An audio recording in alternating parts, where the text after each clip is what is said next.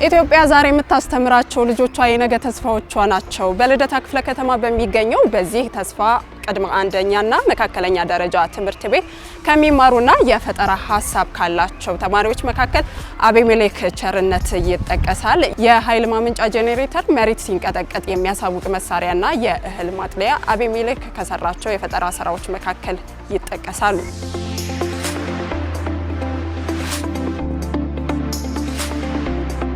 አሁን ይሄ ማጥለያ ምን ችግር ይፈታል? ይሄ ዱቄት ወደታች በሚወርድበት ሰዓት ከላይ የዱቄቱን ቆሻሻ አጥርቶ ከላይ ያስቀምጣል ማለት ነው።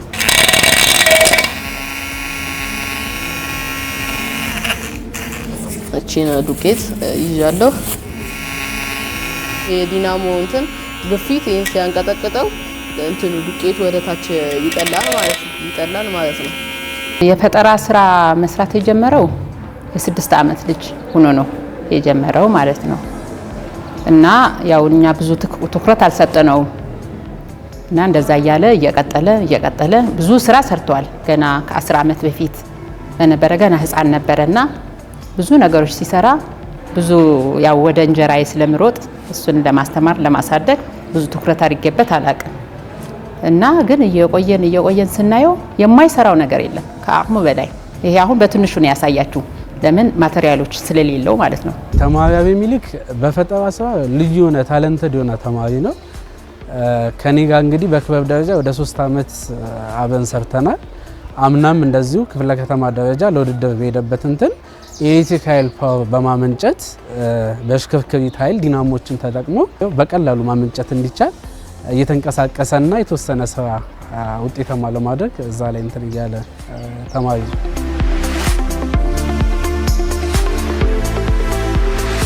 እንደ አቤሜሌክ አይነት ያሉ የፈጠራ ስራዎች የዛሬቱ ኢትዮጵያን ችግር የሚፈቱና ነገ የተሻለች ኢትዮጵያን ለመፍጠር ተስፋን የሰነቁ ናቸው። መጀመሪያ ይሄ ጄኔሬተር ላይ የተጠቀምኳቸው እቃዎች 3.7 ባትሪና 3.7 ቮልት ባትሪና ሞተር ዲሲ ሞተርና ይሄኛው ዲሲ ሞተር ያመነጫል፣ ያመነጭም። ይሄ ደግሞ ትራንስፈርመር ነው። እቺ ላይት ናት፣ 240 ቮልት የምትቀበል ላይት። ስናገናኘው ላይቱ እየበራ ነው።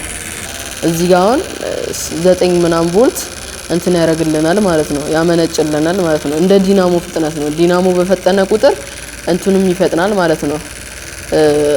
በባትሪ በኤሌክትሪክም ከሆነ ይፈጥናል ማለት ነው። አሁን ባትሪው አቅም ስለሌለው ነው እንጂ ባትሪው አቅም ቢኖረው እየፈጠነ ሲመጣ ቮልቱም እየጨመረ ነው የሚሄደው ማለት ነው።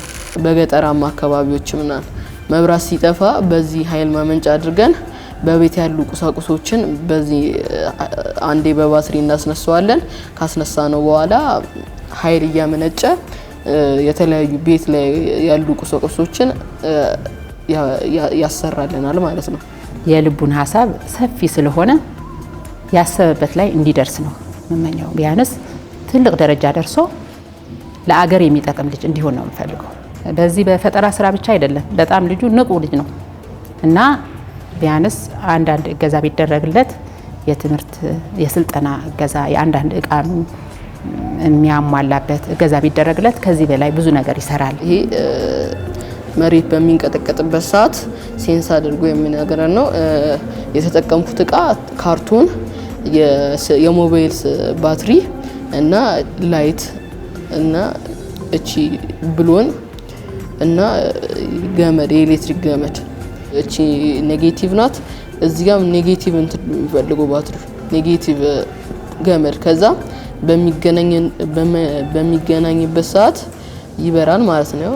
አሁን ቫይብሬትም ማድረግ እንችላለን፣ ግን በአብዛኛው ሰው የሚሰማው እንትን አላርም ነው ሲጮህ።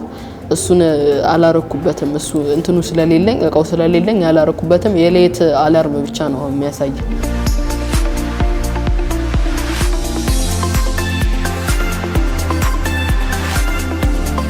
መሰራባቸው እቃዎች ብዙም ስለሌሉኝ ወደፊት ስፖንሰር ካገኘው ብዙ የፈጠራ ስራዎችን የተለያዩ ማንም ያልሰራቸውን ለመስራት እጥራለሁ። በሀገራችን ኢትዮጵያ ቴክኖሎጂ ወይም የፈጠራ ስራ አልተስፋፋም።